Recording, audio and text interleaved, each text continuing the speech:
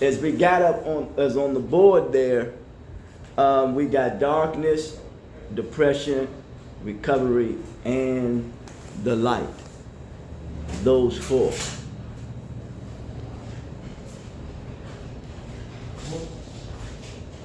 If we would, Oh, she got out. oh man, please.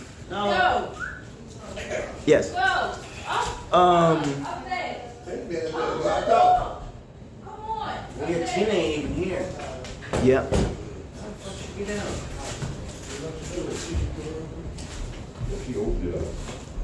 Yeah. So it's quite interesting, but always a heaven's instruction is hell interruption. Needless to say,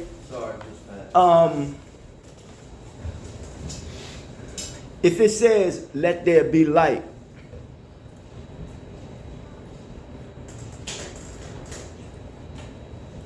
it's talking about let there be knowledge. What has happened is that people misappropriately use knowledge. They have used it to corrupt the world. Because if an individual misappropriately used something to corrupt the world, that means their world themselves is what? Is corrupted. What is the evidence of that? Super churches. Not only that, the evidence is you and I. We have deviated from a path due to what is called mischief. They will use the propaganda, but it's mischief. You ever seen the Little Rascals? They always in the what? Some mischief. Yeah. We deviated. We deviated from what? From being born with dignity and nobility. Everything else we learned along the way. We had morals, we had values, we had principles. I put up on the board darkness, depression, recovery, and the light.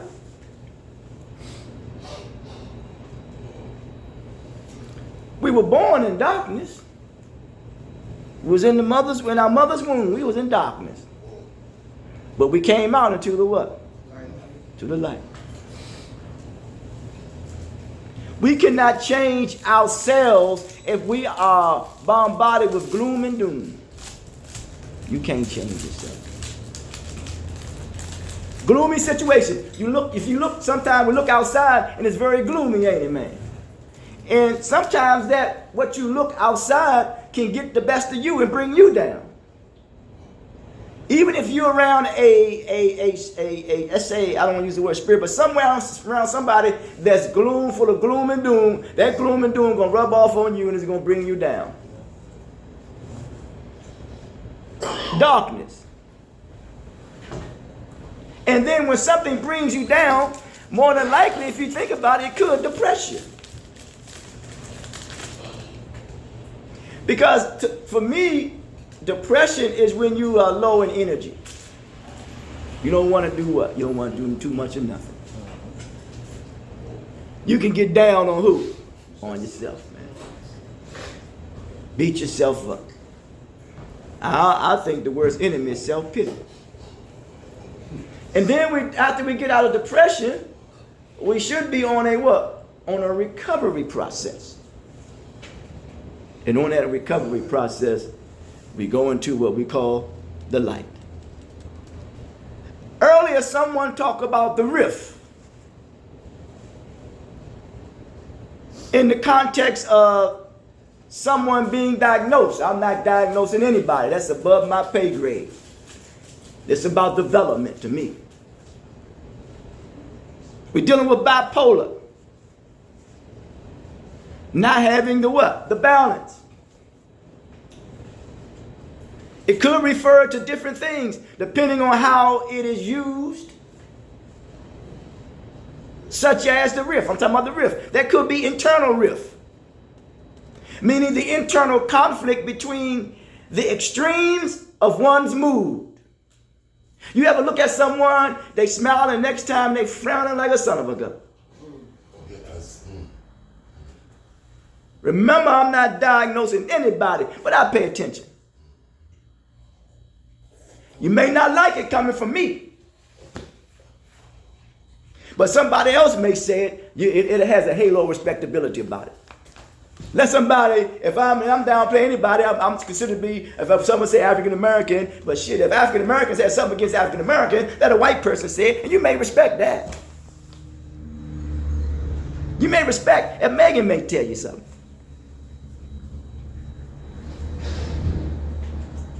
I'm just saying the psychosis of our mental illness is deep, man.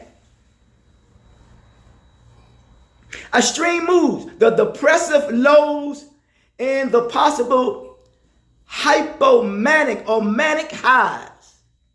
You ever heard the word called maniac? Mm-hmm.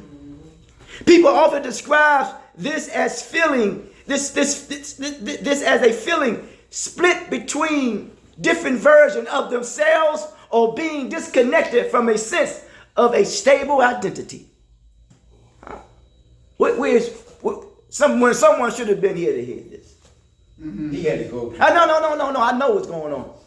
I know what's going on. Okay.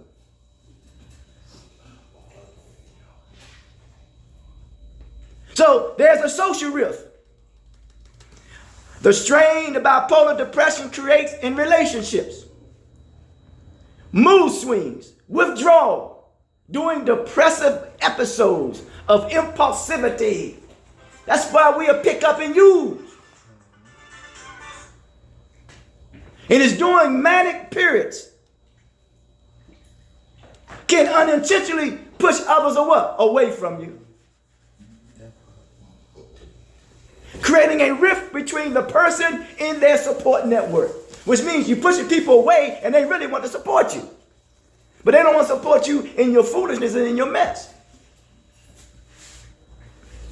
Then there's the existential, spiritual rift.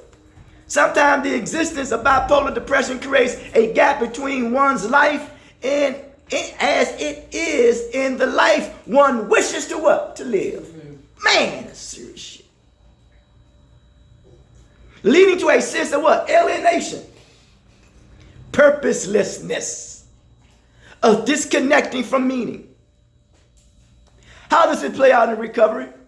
In recovery, bridging the rift often involves recognizing and naming the rift without judgment. Building consistent routines of self-care practices to stabilize your mood. And this is when some people take what they call medication. Engaging in type of therapies, cognitive behavior therapy, dialectical behavior therapy, other trauma-informing approaches to understand, because we want to understand our triggers and our patterns. Maintaining open communication with trusted people to repair or strengthen relationship. Yet at the end of the day, you want to repair and strengthen the relationship with who? With yourself. Someone said, I am a little stronger today than yesterday.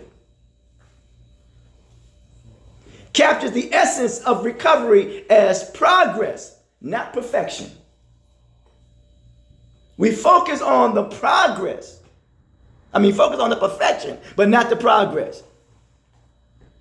It reflects a humble awareness that growth happens incrementally. One's conscious choice, one grounded moment, one honest reflection at a time. That's why it says take it one day at a what? Time. I am a little stronger today than yesterday. Also express one's resilience and self-awareness. Recognizing that strength is measured not by absence of struggle, because we all struggle. We're all struggling with something, man. Some of us are struggling even listening to me. Some of us are struggling even wanting to be here. How about I may be struggling wanting to be here with you? We all are struggling. I'm not saying that's the case.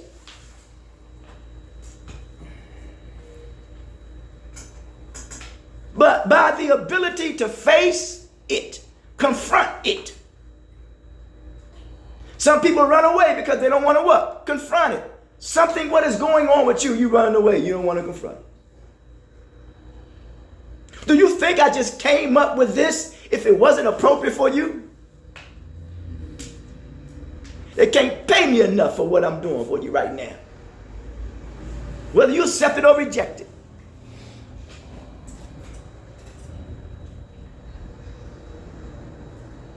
The ability to face it with greater wisdom and patience in recovery. This means you're responding to triggers what? Differently.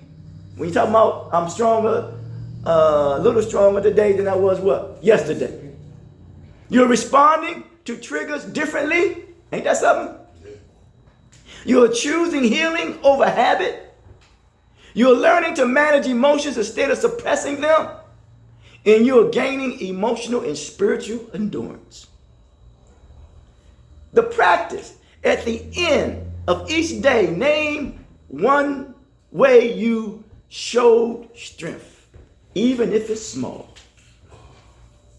Example, I paused before reacting.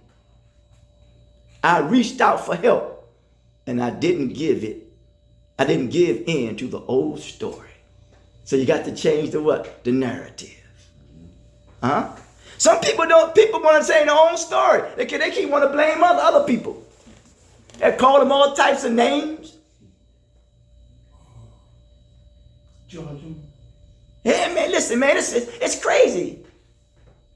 All I'm trying to do is help as much as I can, man. And I don't know how much longer I can go. Then someone says, like in Just for the Day, talking about, how do you nurture your humanity? For me, character is the material that has been given to build on our humanity. How in the hell can you nurture somebody else's humanity when you have not yet nurtured your own humanity?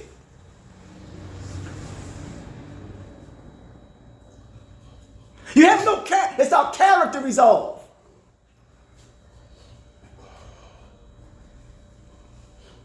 To nurture your humanity is to stay connected to what makes you whole, coherent. Your feelings, your compassion, your curiosity. You know, in the burning bush, Moses saw the burning bush, right? He was curious, wasn't he, man? He wanted to see what the hell was what? What's going on? Huh, man? That means you're a scientist. Listen, let me tell you something. When people come up with chemicals, whatever they're coming up with in a laboratory, they curious. And then they open it up. And then they're curious to see how you respond or react to it. So they give it to you.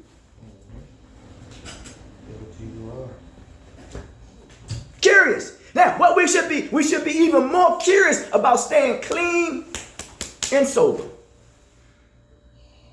And love and like and appreciate how that feels. Curious, creativity, and care for others. Because you care for others and others care for you. But what if no one don't care for you? Is it required for you to care for them? More important, you should care for who? Addiction now often numbs these qualities. Huh? Someone talk about their feelings being what? Numb. I'm sorry, can I say something? Go for it. I mentioned to somebody today that when I am getting high, I have no problems because everything is numb. My feelings are numb, my thoughts are numb, my clarity is numb. So I ain't got no problems. We on it. See, talking about recovery awakens them. You nurture your humanity when you listen to your feelings without judgment. Mm-hmm. Forgive yourself and others instead of staying stuck in resentment. Serve or help others not to prove your worth, but to strengthen empathy. Engage in honest dialogue with yourself and others. How can you engage in an honest dialogue with somebody else when you're not being honest with who? So, let's stop perpetuating promoting a fraud. Create space for rest, reflection, and renewal, not just productivity. The affirmation, I am human, I am imperfect, evolving and worthy of love and understanding that you are worthy of. You are worthy of love and understanding. Stay to self. Someone said they stayed to themselves because the energy of their environment was off. What this show is emotional maturity. Interject or energy of awareness. Sometimes the best way to stay connected is to protect your peace. Yes. It is not isolation, it is preservation. The first law, listen, the first law of nature is what? Self-preservation. So you have to live life on life terms. That's self-preservation. It says recovery involves learning when to withdraw for reflection, and when to engage for growth. I gotta repeat that. Recovery involves learning when to withdraw for reflection and when to engage for growth. When the environment feels off, ground yourself through breathing, prayer, journaling, or stillness. Don't absorb others' chaos. Ooh, that's a good one. Observe without attachment. Remember, your peace is your power. The mantra, I choose environments that match my healing. Someone said, stand on his or her business. To stand on your business means owning your truth, being accountable, disciplined, and committed to your goals. In recovery terms, you uphold the boundaries and values. You act on purpose, not pressure. You honor your progress without needing anybody to validate it. The reflection, what does it mean to stand on your own business spiritually, emotionally, and financially?